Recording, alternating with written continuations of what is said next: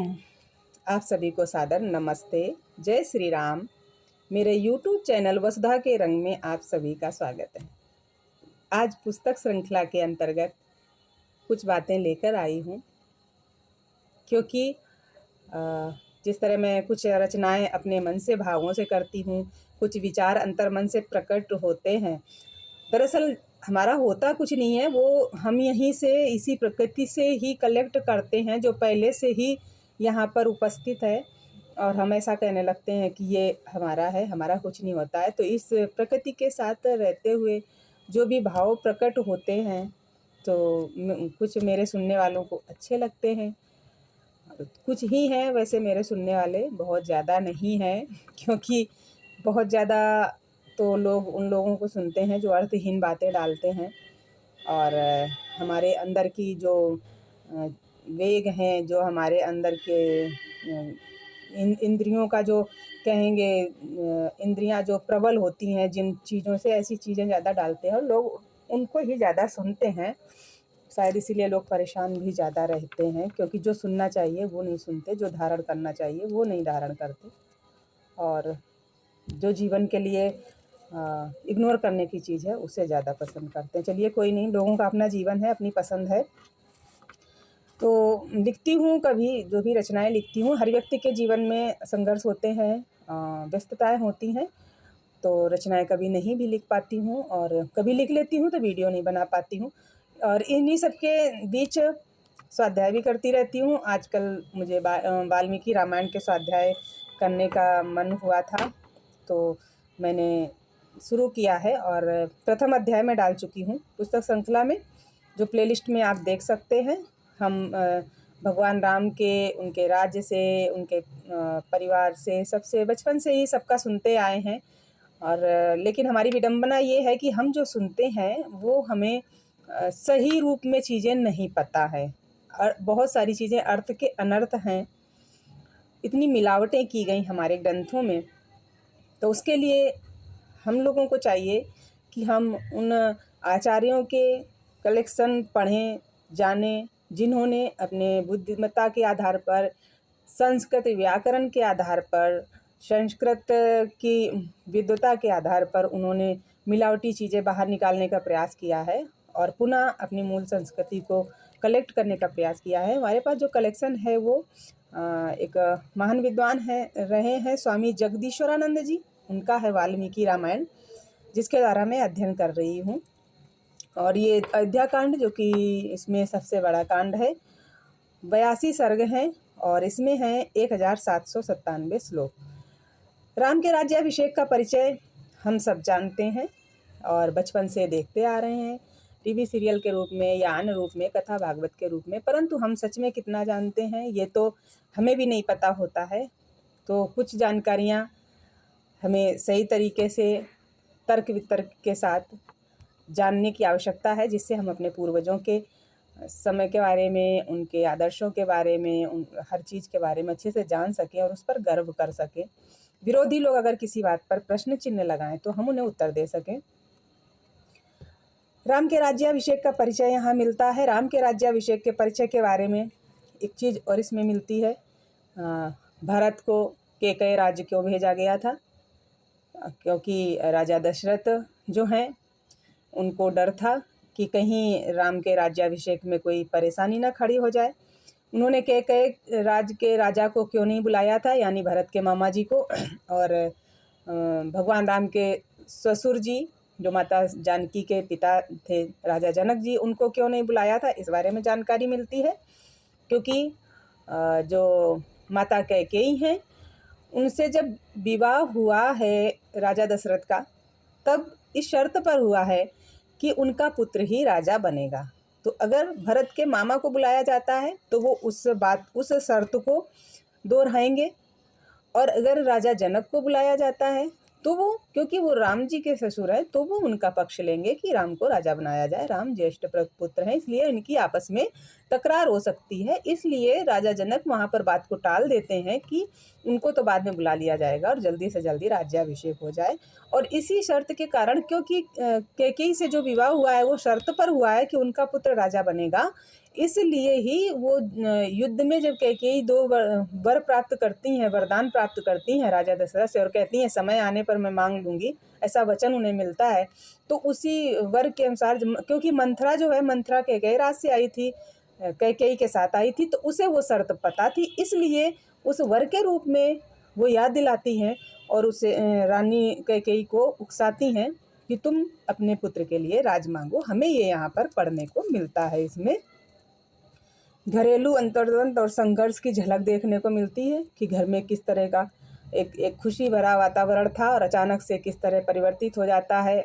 सब कोई किसी को देखना नहीं चाह रहा है, कोई रो रहा है, कोई चित्कार मचा रहा है, कोई गुस्से से पड़ा है, ऐसा करके घरेलू अंतर्द्वंद की झलक देखने को मिलती है। यहाँ निषाद राजा के बारे में जानकारी मिलती है, जो कि हम बचपन से सुनते आ रहे हैं कि केवट ने भगवान राम को गंगा पार कराई थी, जिसके बदले में सीता जी ने उनको अंगूठी दी थी। लेकिन इसमें हम जब वाल्मीकि रामायण पढ़ते हैं तो ऐसा कोई दृश्य देखने को नहीं मिलता है। जो निषाद राज थे, निषादों के राजा थे, जिन्होंने गंगा पार कराई थी, उनके पास सारे साधन थे। गंगा जी पार कराने के लिए बहुत सारे साधन थे और वो उन्होंने राम से ये भी कहा था कि आप हमारे राज्य में निवास करें, लेकिन भगवान राम ने उनका आतिथ्य तो स्वीकार किया, वहाँ निवास करने से मना कर दिया। तब प्रेम पूर्वक उनको गंगा पार करवाई थी निषाद राज ने। और इन्हीं निषाद राज ने भरत को भी गंगा पार कराई थी, जब भगवान राम से मिलने के लिए, उन्हें वापस लाने के लिए भरत गए थे।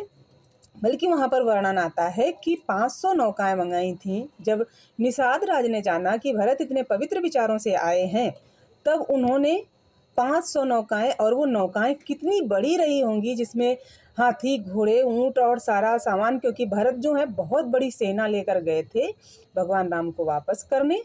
तो वहाँ पर उस सारी सेना को और हाथी घोड़ों के सहित भरत को गंगा पार करवाई है निषाद राज ने।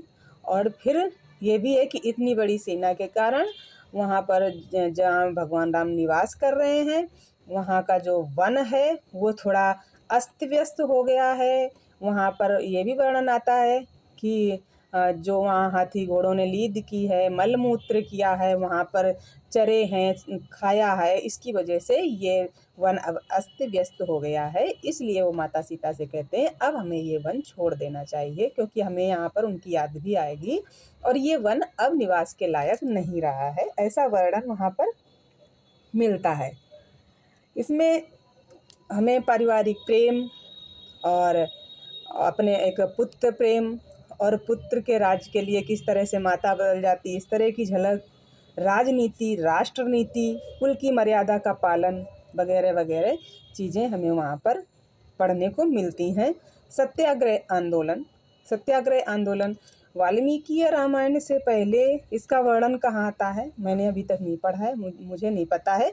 लेकिन वाल्मीकि रामायण में सत्याग्रह आंदोलन का वर्णन आता है, जिस सत्याग्रह को कहा जाता है कि आज महात्मा गांधी ने शुरू किया, उसका बिगड़ा हुआ रूप है। ये सत्याग्रह किया था भरत ने राम के लिए। जब वो बैठ गए थे वहाँ पर धरने पर, जब राम नहीं जा रहे थे, और उसके बाद फिर आपस में सुलह हुई थी। सुलह होने के बाद वो जल स्पर्श कराते हैं, जिस तरह आज भी अनशन तोड़ा जाता है, इस तरह भगवान राम जल स्पर्श कराते हैं भरत से। तो भरत से ये कहलवाते हैं कि ये अब जो भी हमने आंदोलन किया ये आगे नहीं रहेगा। वो धरने पर बैठे हैं वहाँ प्रजा के साथ। उसके बाद फिर वार्तालाप शुरू होता है और वहाँ पर ये समझौता होता है कि मैं 14 वर्ष बाद आके, 14 वर्ष तो मैं पिताजी के वचनों का पालन करूँगा, 14 वर्ष बाद आके मैं वहाँ पर राज्य करूँगा, और फिर बदले में वो उन खड़ाऊँ को उस पर अपने पैर रखकर और वो खड़ाऊँ भरत को देते हैं। ये वहाँ पर समझौता होता है और यहाँ पर सत्याग्रह का इस तरह का वर्णन आता है। ऋषि भरद्वाज और माता अनुसुईया के आश्रमों का वर्णन इसमें पढ़ने को मिलता है। रावण के जो सेना के राक्षस हैं उनका भी हल्का फुल्का यहाँ पर वर्णन पढ़ने को मिलता है कि लोगों को आश्रमों में परेशान करते हैं।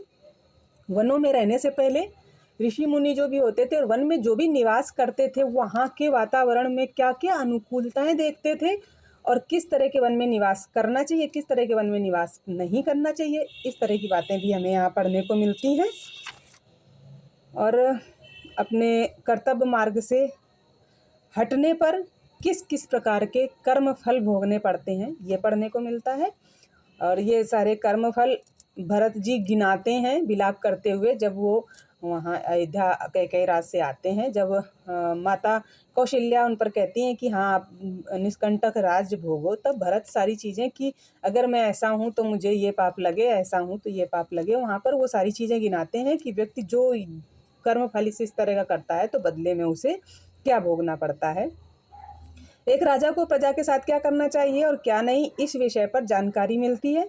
प्रजा को अपने राजा के प्रति, धर्म के प्रति, समाज, परिवार, राष्ट्र के प्रति कैसा होना चाहिए, इस विषय पर पढ़ने को मिलता है।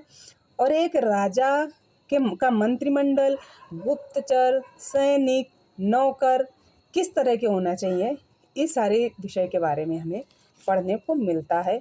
तो ये इस तरह से एक बहुत ही व्यापक अध्याय है अयोध्या कांड, जिसमें हमें बहुत सारी चीज़ें जानने को मिलती हैं, पढ़ने को मिलती हैं। तो इसमें मैंने बस संक्षिप्त में जितना बता सकी हूँ उतना बता दिया।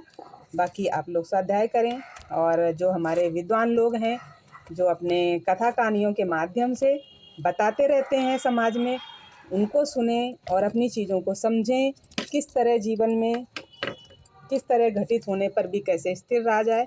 राम जो राजा बनने वाले थे, एक पल में उनको वनवास हो गया। कैकेयी जो अपने पुत्र को राजा बनाना चाहती थी, एक पल में भरत उन माँ को त्याग करने पर उतर आए।